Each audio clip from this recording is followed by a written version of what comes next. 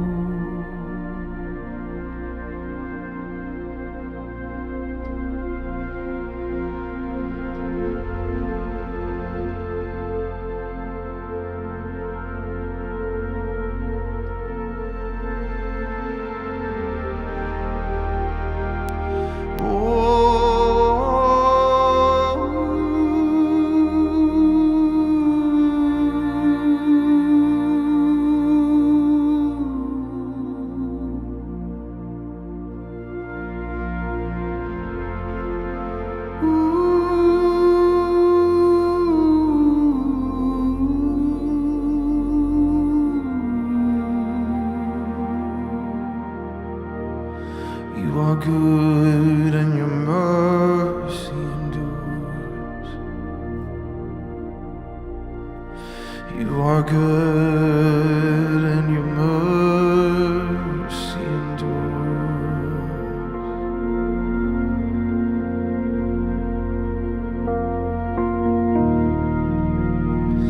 You are good and your mercy endures forever.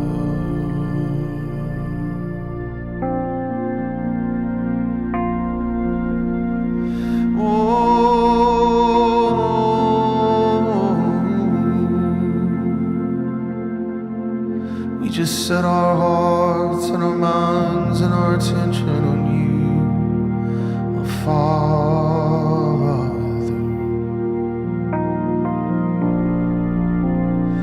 Oh, we say, our Father who art in heaven,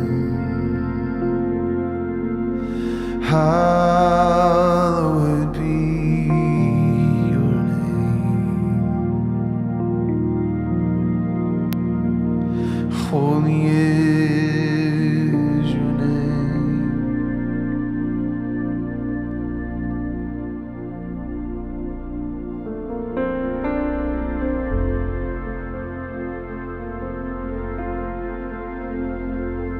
Holy is your name. Holy is your name. Holy is your name. Holy is your name.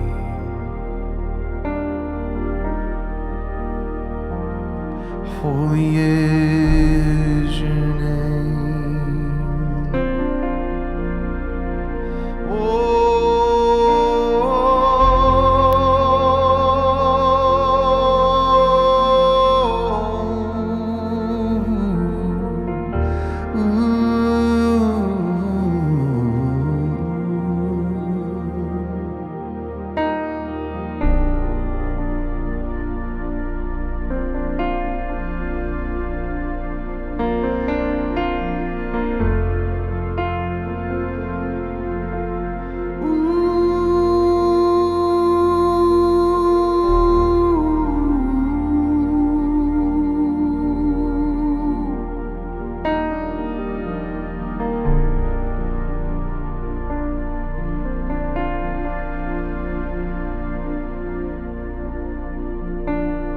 I am dry, Lord. I am dry without your touch.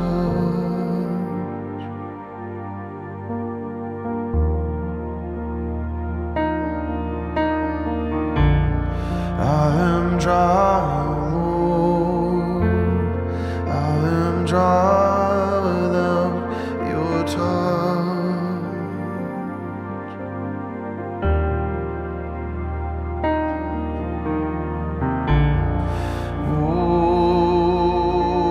Only you can say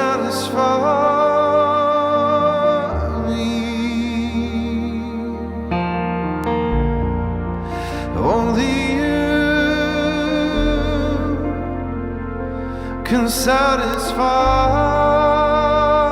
me.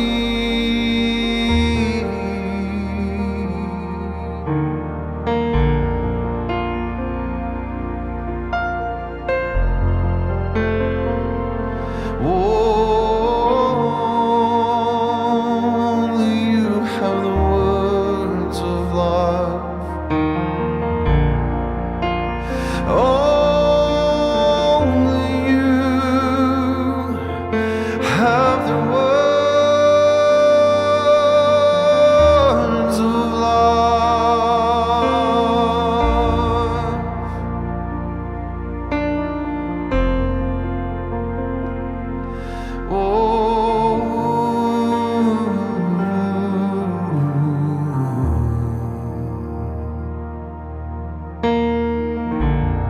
I am dry, oh Lord, I am dry without your touch.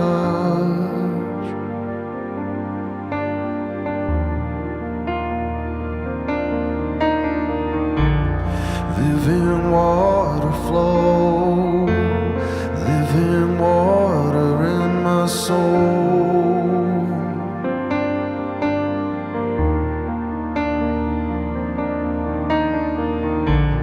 I am nothing, God, till you breathe upon my life.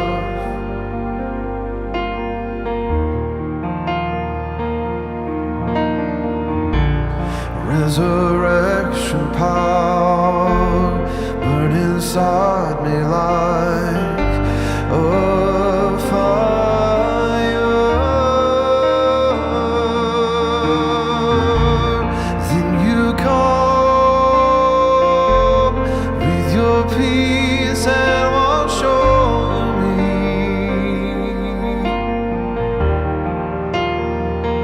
Oh, then you come with your love and enfold me.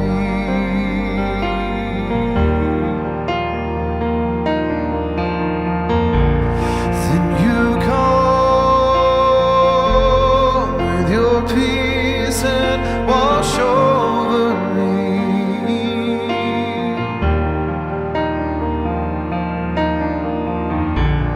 Then you come with your love and enfold me.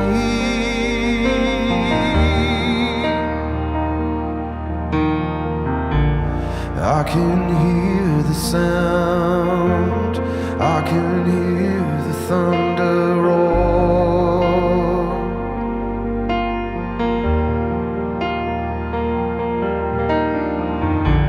The rain of heaven now, the rain of heaven in my soul.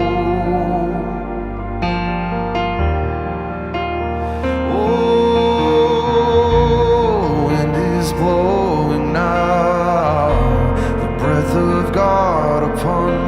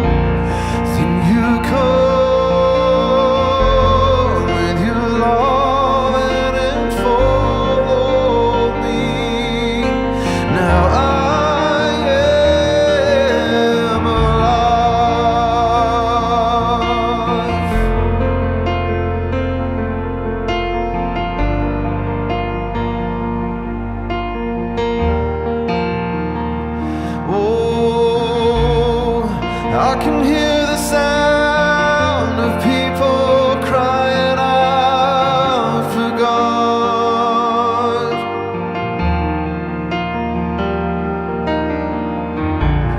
I can hear the sound of cities crying out for God. Oh, I can hear the sound of people crying out for God. Oh, I can hear the sound of cities crying out for God.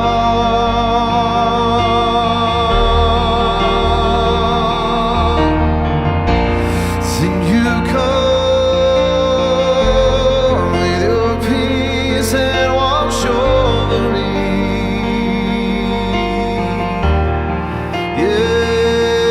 Yeah, then you come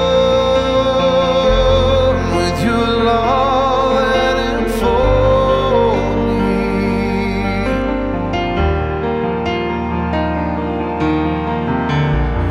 Then you come with your peace and wash over me.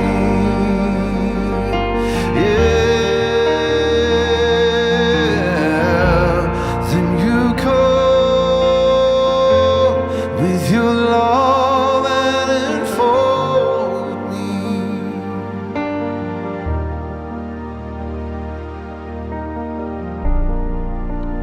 Then you come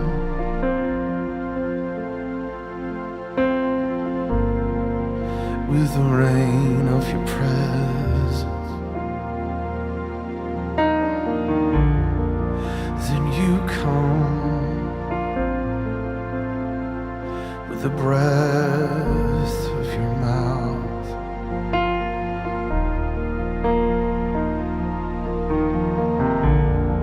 Then you come, oh, with living water.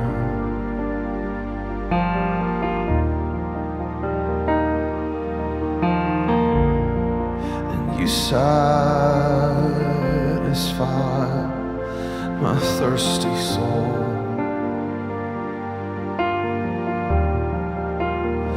Only you satisfy me. Only you satisfy me.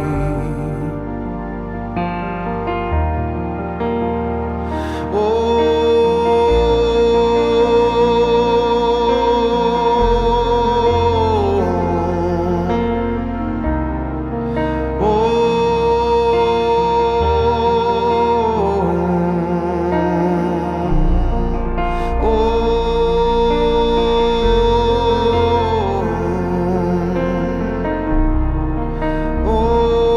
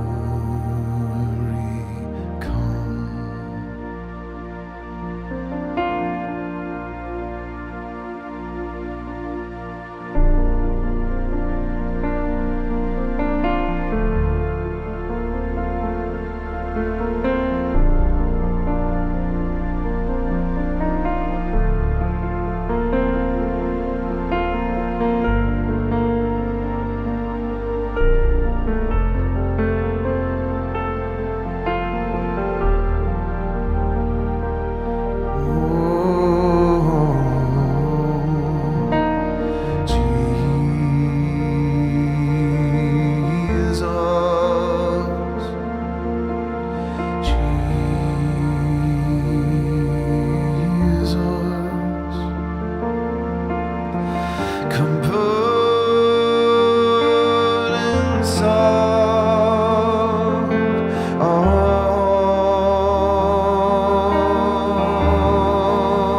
hearts.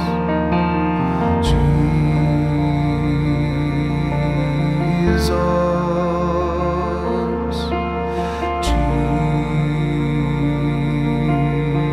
Jesus, come put inside our hearts. Let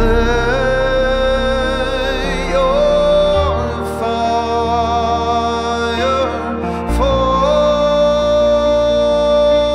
on us. Let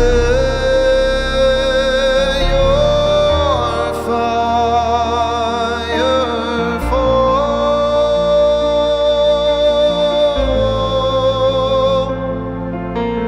Let your fire fall on us, and let your glory come.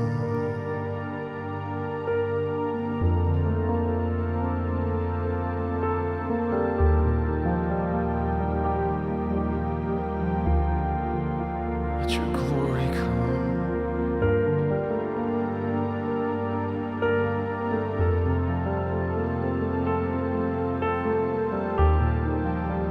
Let your glory come. Oh, walk among your lampstands, Jesus. The tabernacle of God is among men.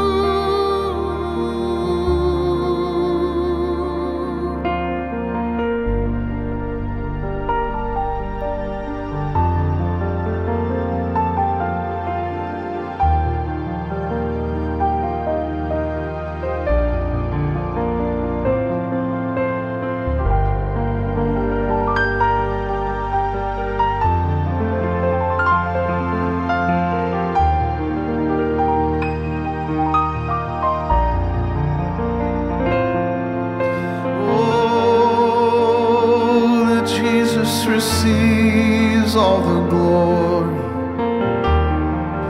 Oh, receive all the glory.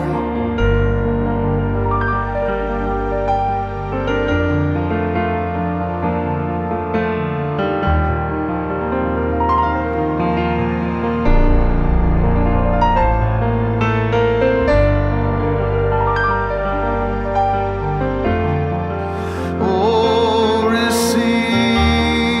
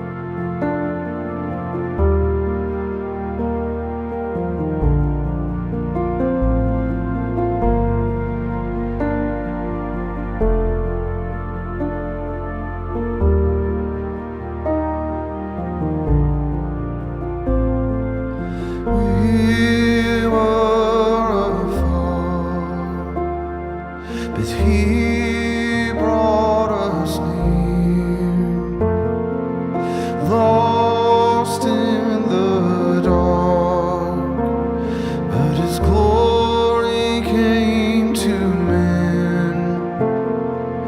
We beheld His glory.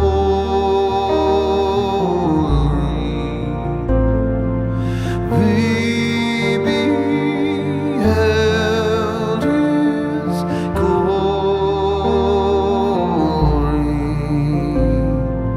We could not see, we could not find, but Emmanuel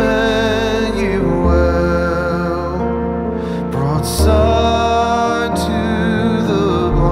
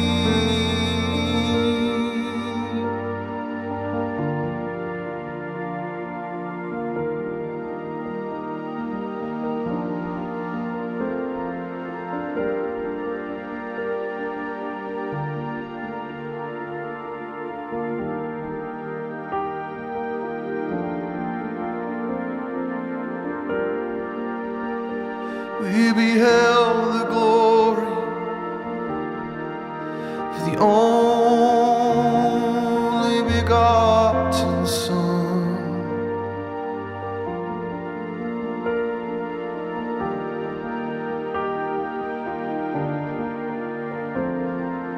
That which we have seen, that which we have touched with our hands, that is the message we proclaim.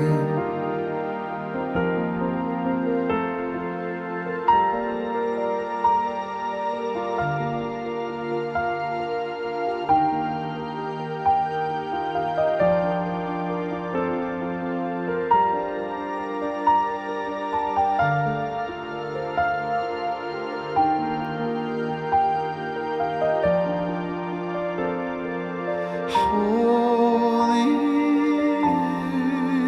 is the Lord. Holy is the Lord. I've seen him in his sanctuary.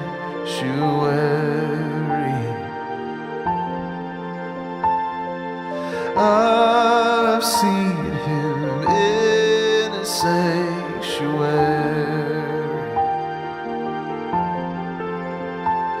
where the elders cast their crowns and the angels gather round and sing, worthy is the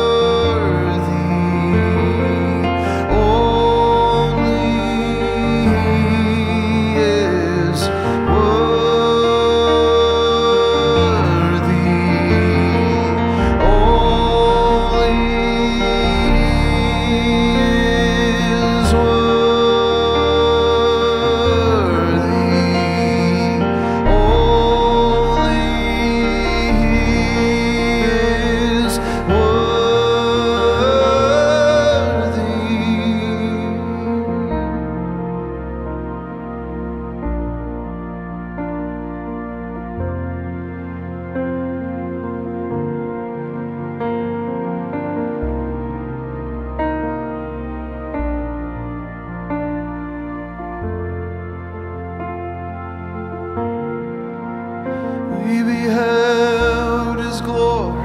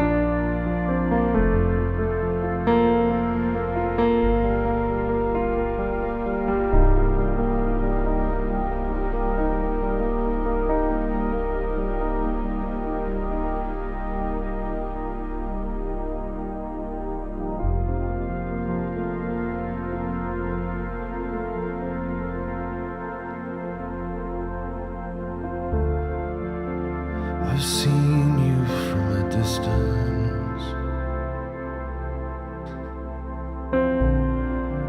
Now I feel you coming near.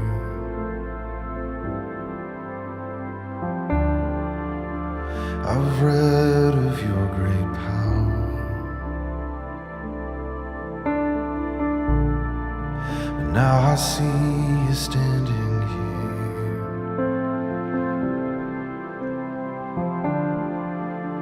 I fall like I'm dead.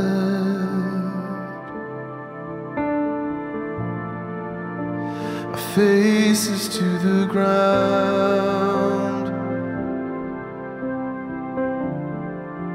for my eyes have beheld the risen Son of Man, and I sing holy, holy is the Lord.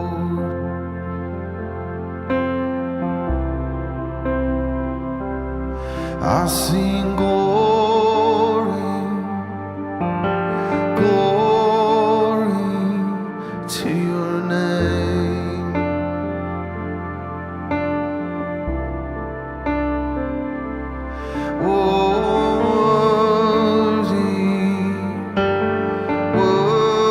Worthy is the Lamb.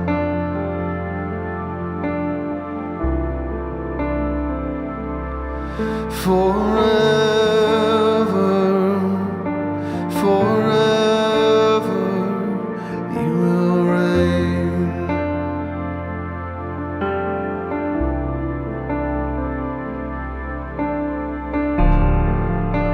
You clothe yourself in light. You light up the night,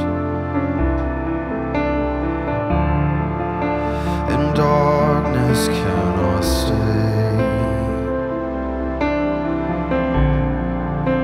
You've driven it away. I stand up to my feet.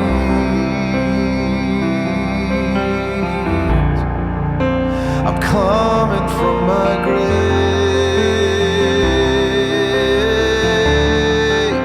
My heart is full of fire.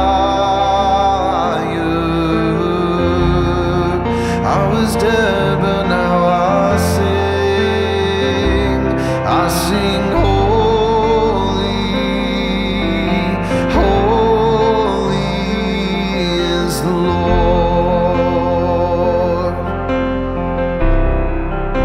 Oh, and I sing glory,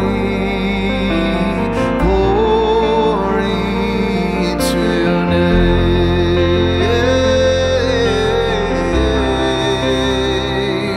I sing worthy, worthy is the Lamb. Yeah, forever, forever you will reign.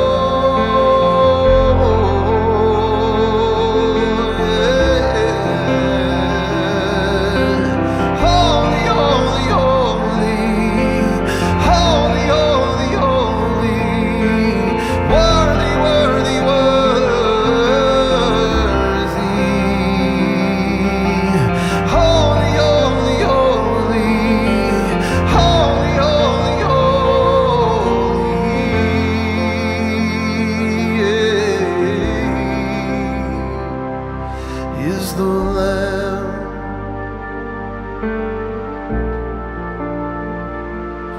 Is the Lamb Jesus.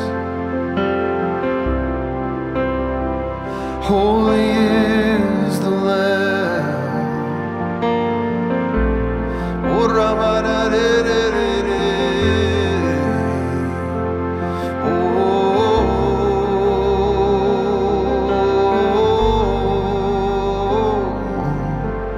Oh,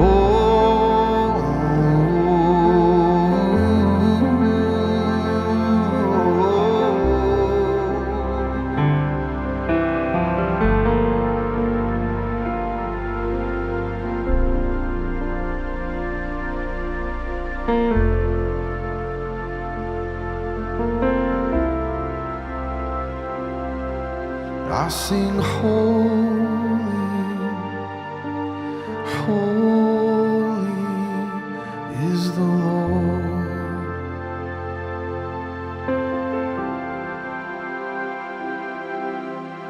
Holy, holy is the Lord.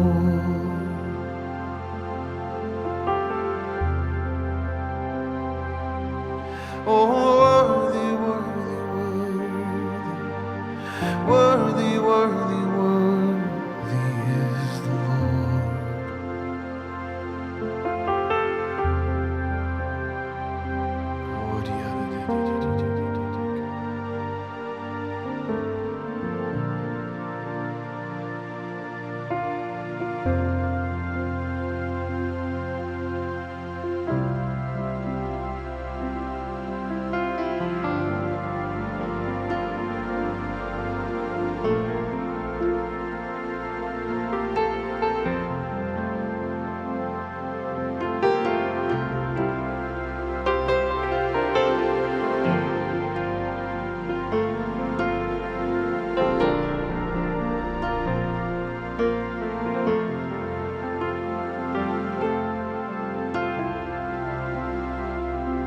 You dwell in unapproachable light, yet you bid me to come.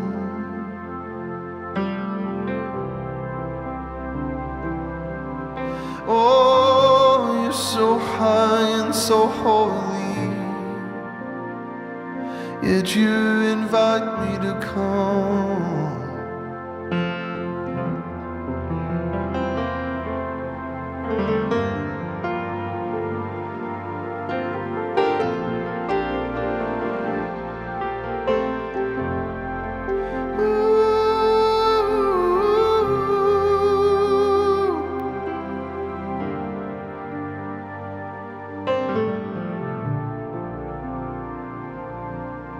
You ask me to come.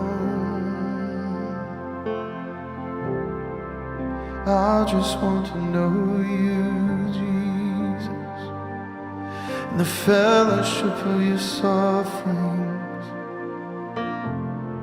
so that I may know you in the power of your resurrection.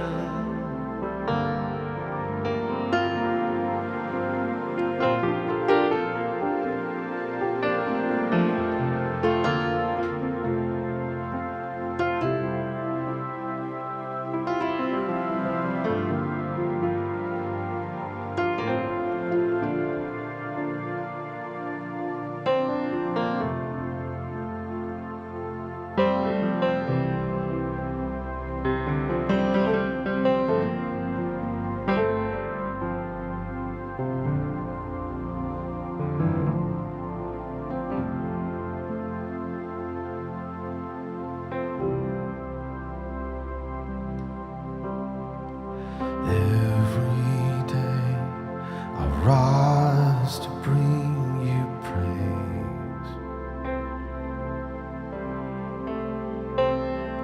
and on your face I will fix my gaze. You are kind in all of your ways. You've had my heart all my days. Your hand is upon me, my eyes are upon you. You're closer than my breath. Your body was broken, the way has been opened with a love that's stronger than death. It's you.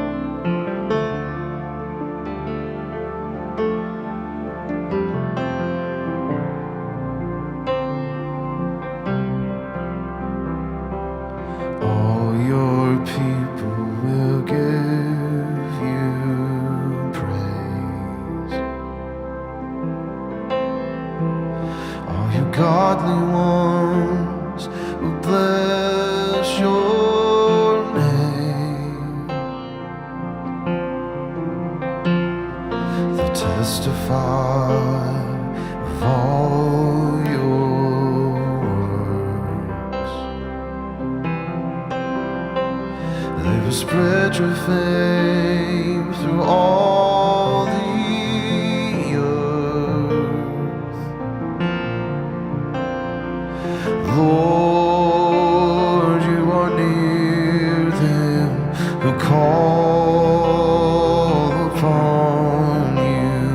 You're closer than their breaths. You hear them and know you. You keep them who love you with a love that's stronger than death. It's you,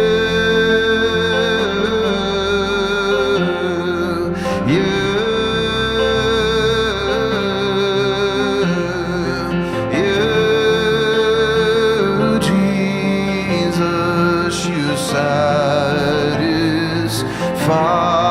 my soul.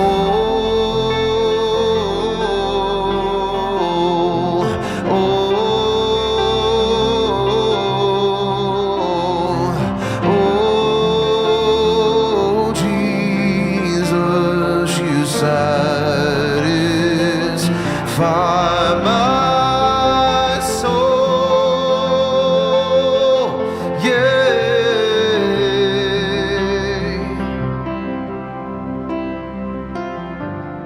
You satisfy my soul.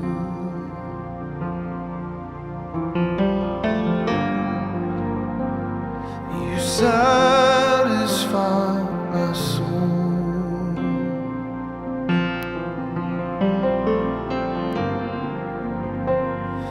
You satisfy my soul.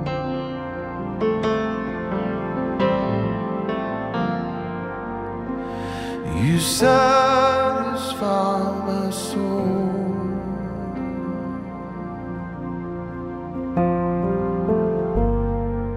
Only you can satisfy me.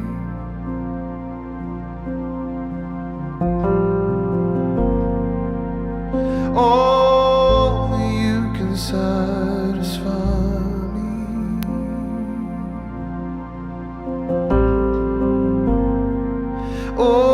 Only you captivate me.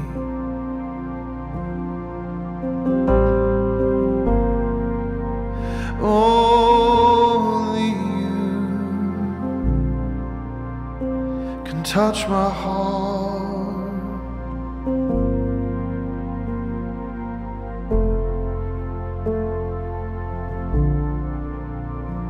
Beautiful Jesus.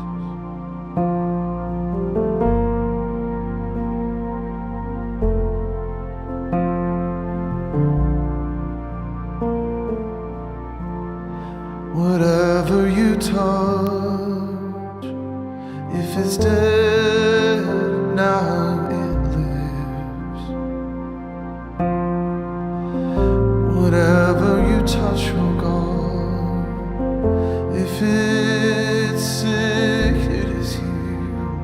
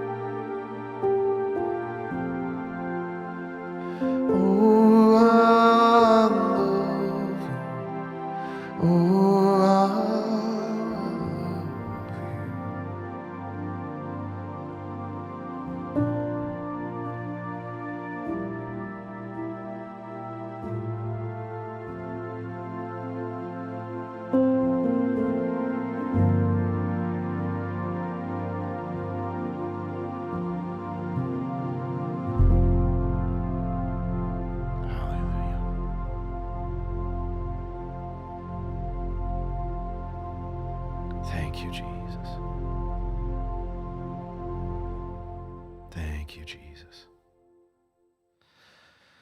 Well, thank you guys for being a part of this tonight and us just pursuing the Lord together.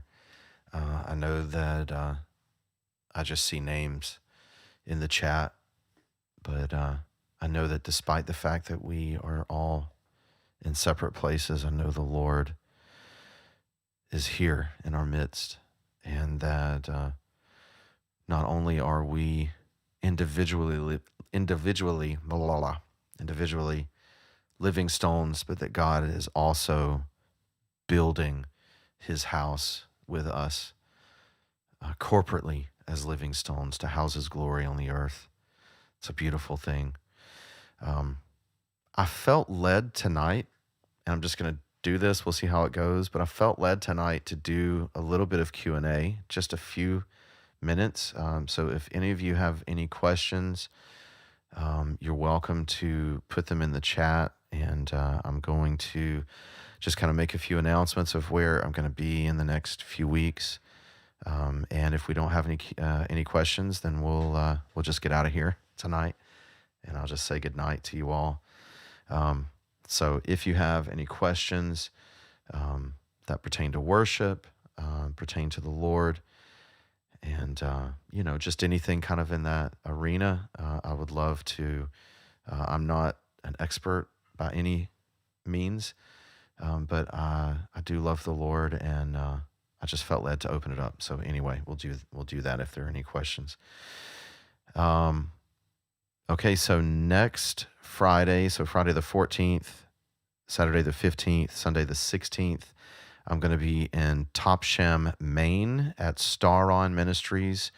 Dr. John and Linda Eckhart are hosting a whole weekend of worship teaching. It's a conference, and it's going to be in Topsham, Maine. It's going to be fantastic. It's like all day and into the evening, teaching, worship. It's going to be great. And thank you so much, Jen. You're so smart. Put a Q in front of your question. So so if you guys have a question, just put a Q in front of it. That way I can go back through. And and then November the 20th, Lake Geneva, Wisconsin. I'll be up there for the Saturate Conference with Eric Gilmore. I'm bringing a killer band up there. It's going to be fantastic. Just it's going to be wonderful. Lake Geneva, Wisconsin. It's with the Chicago Hub Ministries. And if you go to our website, you should be able to find the registration info for that. So if you're in the Chicago or the Wisconsin area, that's going to be a great conference to be at. Of course, I lead worship most of the time twice a month at Nations Church. So if you go to YouTube, Nations Church Orlando, and click on live, Sundays at 11 a.m. Eastern, I'm there. And even if I'm not there leading worship, it's one of the other worship leaders, and they're fantastic too. And so, let me see. Let me see if that kind of, I think that finishes out the year. Oh, no. I'll be in the Bay Area December the 7th with Magnify, and then also Marshall Belcher. And it's going to be like a house of prayer kind of night of worship, very unscripted, open-ended. December the 7th, that's in the Bay Area, so that'll be Pacific time. And I'll have to get you the exact time for that. But I think it's like 6:30 to 9:30 in the evening. It's a Sunday night. It's going to be fantastic.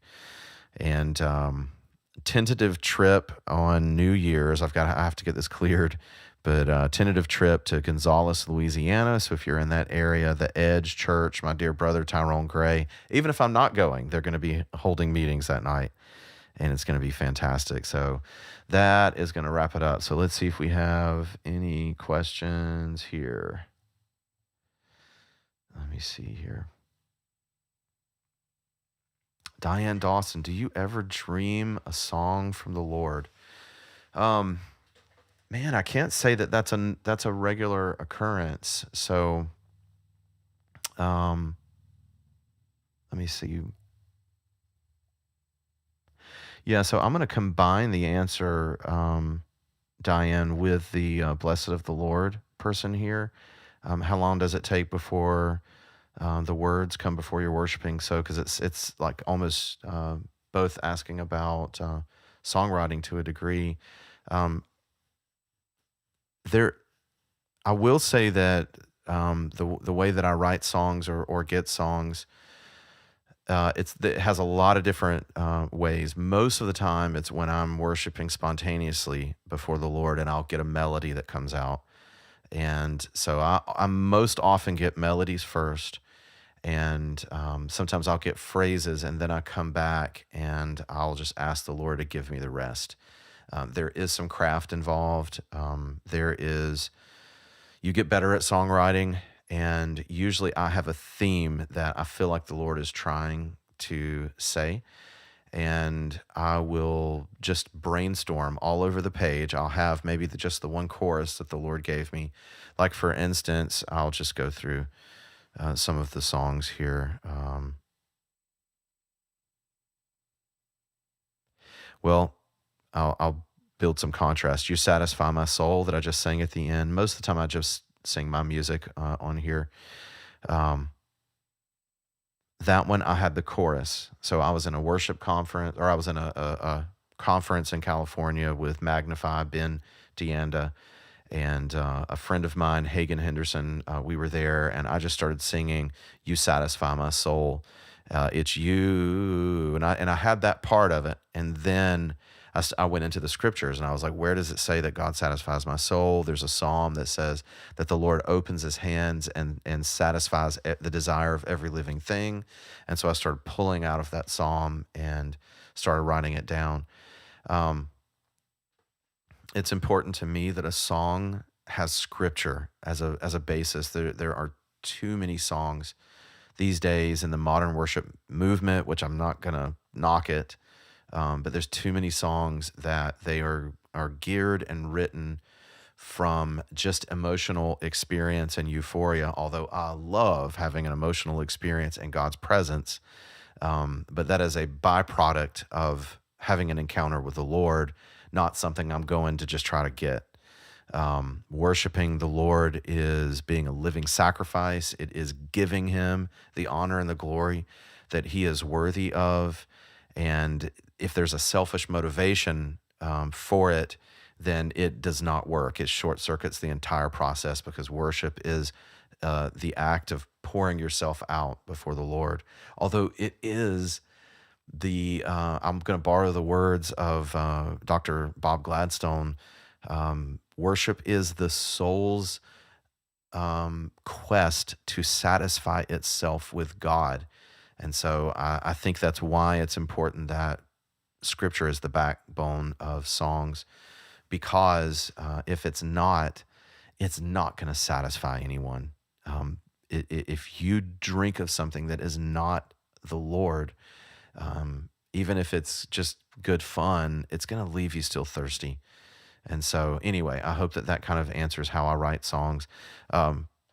I'll say one other thing. The worthy is the Lord, that I've seen you from a distance. Now I feel you coming near.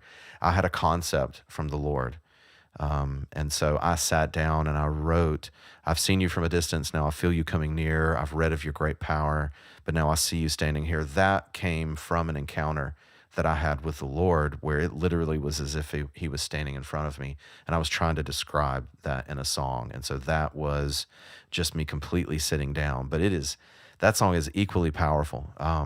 Fire of God was from, and that's our biggest song. Fire of God, the melody came to me, and the experience came to me at Christ for All Nations in 2019. I was at a school of evangelism, which is where they would have people from all over the world come and be trained in evangelism. They would have just some of the biggest evangelists that you could ask for came, and it was fantastic. But God came down on one of the days.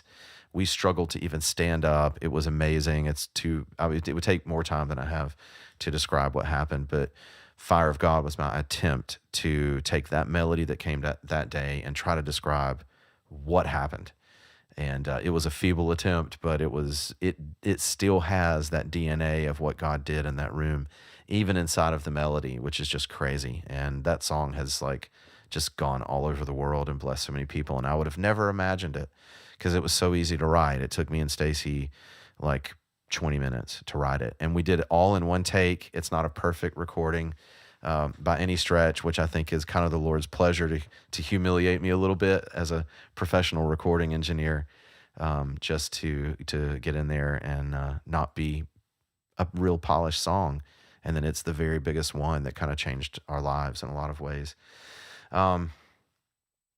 Okay, Isaiah Geist. I'm so sorry if I didn't pronounce your name correctly. How long have you been running your this YouTube channel specifically for prophetic worship? So I started the YouTube channel in 2018, and I believe the first song was "Worthy Is the Lord." That may not be correct, but I believe that was the first song.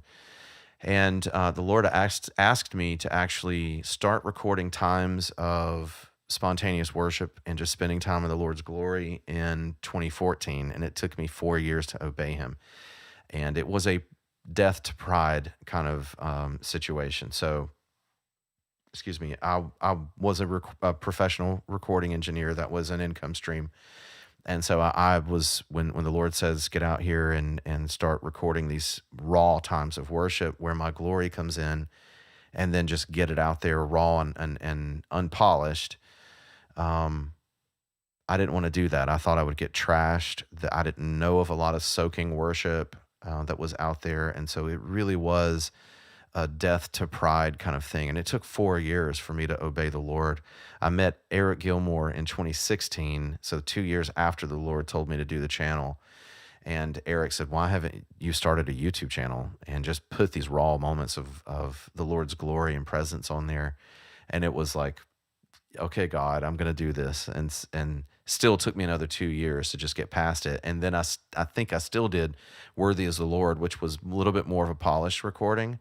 And then the Lord said, you can do that as well, but you've got to put these spontaneous songs on here and just worship to me and really just make a fool of yourself.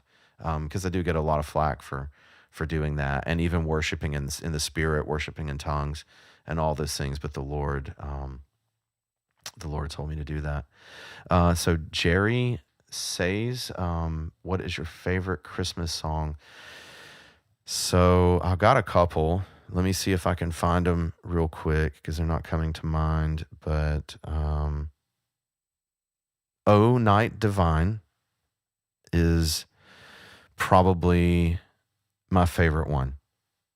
And O Come, Emmanuel." Those are just like my favorite Christmas songs. And I do have at least "O Night Divine" on the channel somewhere. Also, Sarah Koski, last name is spelled Kouski. She also has a version of "O Night Divine" that I produced. Well, actually, me and her husband produced it at the previous house, and it's fantastic. Sarah has probably one of the best voices I've ever heard. Very unique sounding, and just a great version of that song too. So let me see if I missed anyone else here.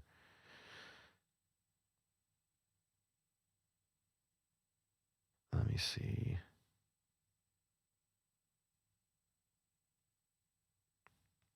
My favorite psalm? Man, okay. So Isaiah, that's a great question. Man, I have so many. I'll have to just name off a few. I love Psalm 90, which is like Moses' psalm, or written from Moses' perspective. I believe Psalm 42, I think, is one of the ones that I'm also just constantly in. I'm going to check it and make sure that it's Psalm 42. Yeah, "As the deer pants for the water."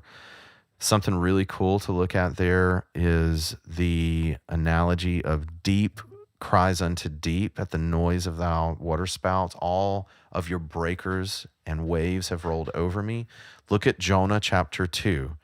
Look at Psalm 42, and you can see that they are completely tied together. They use the same language. And so Jonah chapter 2 is Jonah crying out from the belly of the well, And so, in some ways, he is experiencing some of the discipline of the Lord for stepping outside of the will, and it is him basically saying, I will do what you've asked me to do. I will go to Nineveh. I will preach the gospel." And then we see the fish spit him up on the shore of Nineveh, and he preaches the gospel, and it's really beautiful. And I think, as an aside, Nineveh also worshipped fish, and so it was kind of God's way of announcing, "Here comes a man you need to listen to." And so, pretty cool. Lori, Fire of God, I received so much healing during the time 2020. Oh yeah, thank you for saying that. I'm really happy to hear that. Fire of God is crazy. Sometimes I'll meet like my heroes, and I'll think, oh, they have no idea who I am. I'm just going to shake their hand and tell them how much their ministry's meant to me, and then they'll say, "Fire of God, you're the Fire of God guy." And so it's just really a blessing. Oh, Victor, that's cool, man. Okay, I answered your question. Praise the Lord. I felt like the Lord said to do this. Um, Let me see. Thank you, Diane Dawson, for saying that. Yeah, you guys are just so kind. Thank you so much.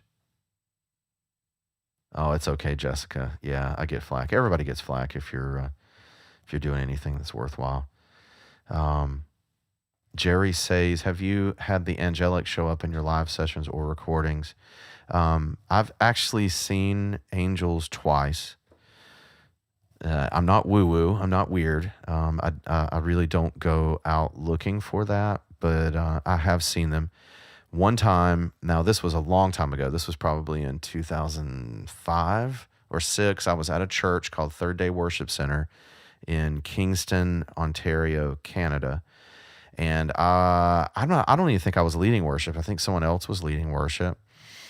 And I saw this line of angels in the back, and they had bows and arrows, and they were shooting arrows over the stage.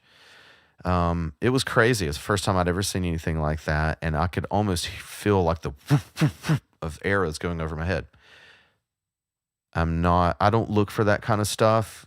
And so I didn't know what to make of it. I thought it was probably in my mind until one of the pastors, I think the associate pastor, got up on the mic, stopped the service for a minute, and then literally described in detail what I saw: angels shooting arrows over the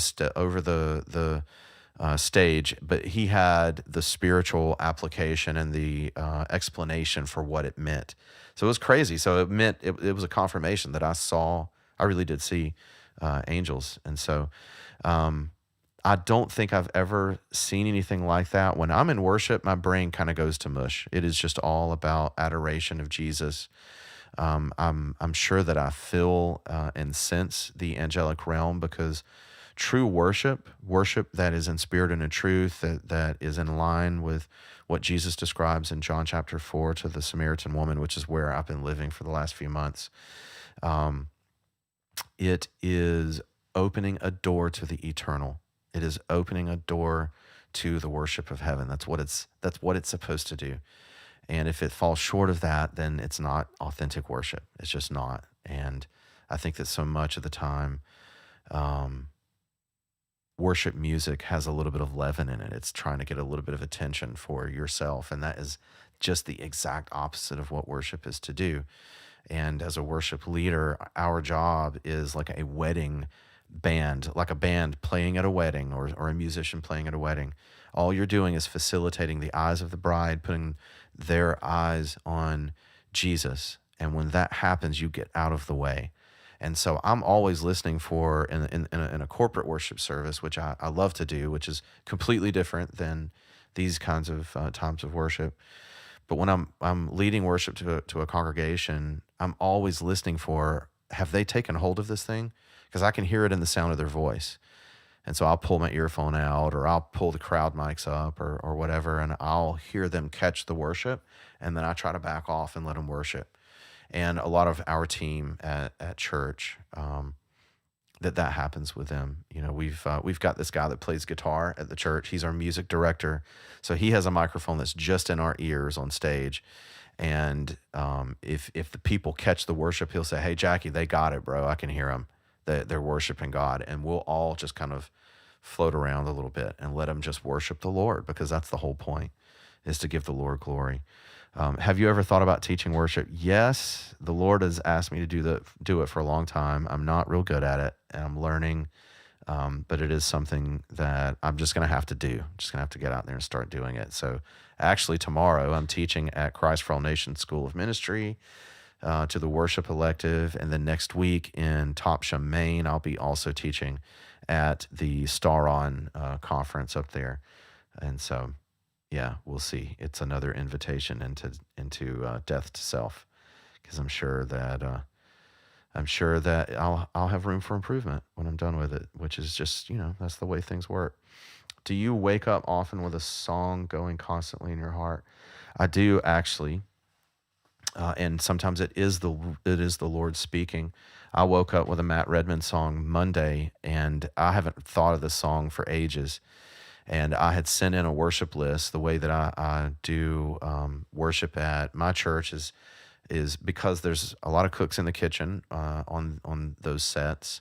I will do a list and I will send it in to get approved by my boss, the worship director, Chris Clemis. Wonderful man, loves the Lord, and he's also seeing things from a 30,000-foot view kind of a thing. When you're the worship director over the entire thing, you're gonna have you're going to know who sang last week and the week before that, and what the Lord's kind of saying overall with the church. And it's good to get that perspective.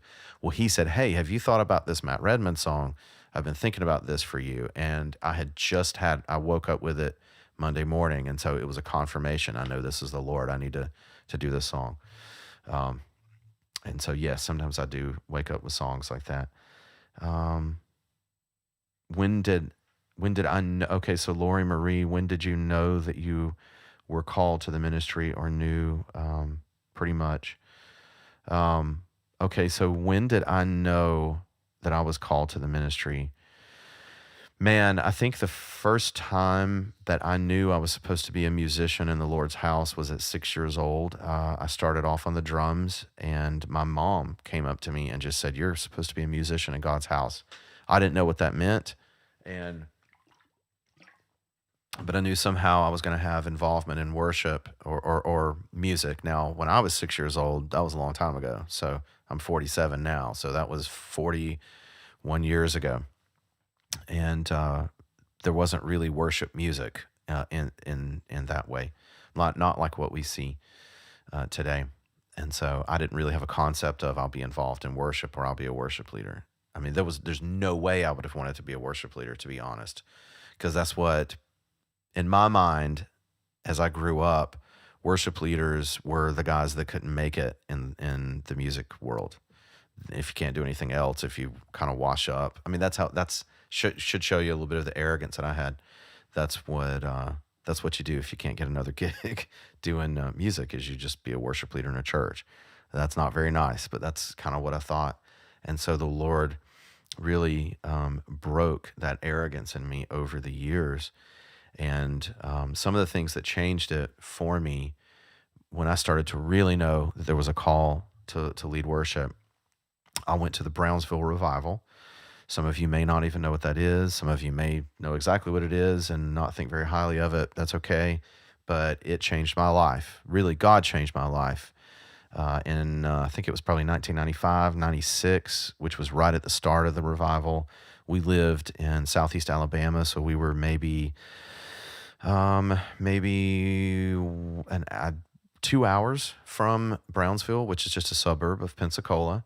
So we drove down from Southeast Alabama and went to the revival. I was 17 at the time. I did not want to be there. I did not want to go wait in line and go to a church. I mean, it just didn't make sense to me. Like, what am I doing? I was kind of running from the Lord a little bit, even though I was raised in a Christian home, and even though I was in a town that had a history of revival. I didn't really have a concept of what a revival was. We were hearing about it. God's moving. There's a revival in a church. And I was like, what does that mean? So my parents took me down to the revival. And when my feet crossed the threshold of the door, now at that time, You could get in line at about 6 p.m., and at maybe 6:30 the doors would open, and in a matter of 15 minutes, 2,500 seats were full of people. I'd never seen anything like that. That's crazy, especially if it's not like some big name speaker or some Christian music group or something like that. I mean, it was just come because God's moving. I had it blew me away. And when my feet crossed the threshold, it was like my insides were vibrating with conviction of sin, and which some people in our modern context of like God's nice all the time and he never says anything to offend us, that doesn't make sense. But I don't know how to explain it any other way than to say that I felt simultaneously the conviction, the deep conviction of sin and compromise in my life, and God reaching to pull me to himself. There's just no other way to describe it, but that's what it felt like. So it wasn't a rejection of the Lord, but it was like a fiery purification of the Lord that was in the atmosphere of that building before the service even started. And I felt such conviction of sin, yet a drawing simultaneously of the Lord. That night, I know this is a long answer, Lori, but that night when Lyndall Cooley led worship and I saw him, I saw a pure, authentic worship leader leading us in worship, and the sound was amazing, the music was amazing. I knew I'm supposed to be a worship leader. I knew it. And then my mom came up to me, who's, very prophetic and probably the biggest mentor in my life, honestly. And she said, "You're supposed to be doing what he's doing." And I knew it. And I yielded to the Lord that night, even though it took me a while to really grow into it and to even be purified by the Lord, which obviously, we all go through purification over the course of our relationship with the Lord. He does it. But that's when I yielded and I gave the Lord my yes that night. So that was 1996 or something like that. And then I went back many, many, many times.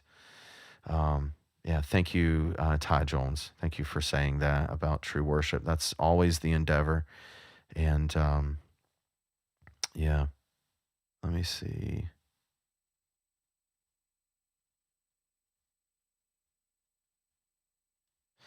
Emmanuel, can you make a tutorial for beginners to play? I probably wouldn't be able. I probably wouldn't have time to do that, and I just don't feel the ask of the Lord to do that.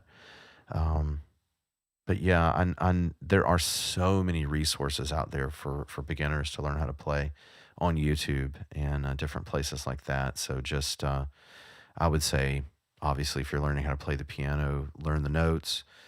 Learn to read music if you can, which I'm not great at, but then also learn your intervals, which I'm pretty sharp at, where you can hear something and play it by ear later. It's very, very helpful because when you're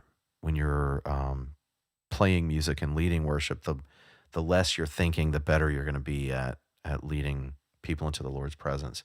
It's kind of like football. If you're thinking about everything, it's a slow man's game.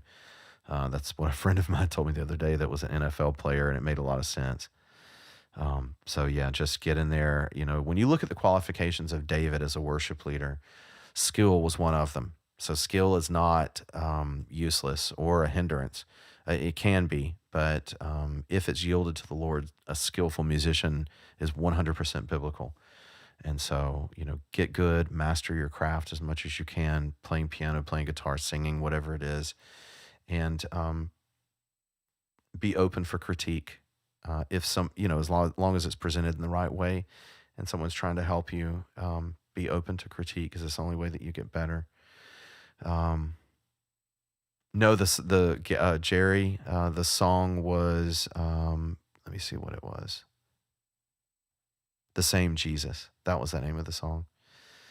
And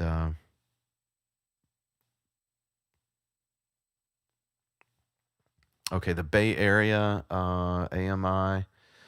The next time I'm going to be at the Bay Area, it's supposed to be, let me see here, December the 7th. And I'll have to get you more information on that. If you email me, I can get you some more information as far as the specific time. Oh, Eben Vogel, my friend.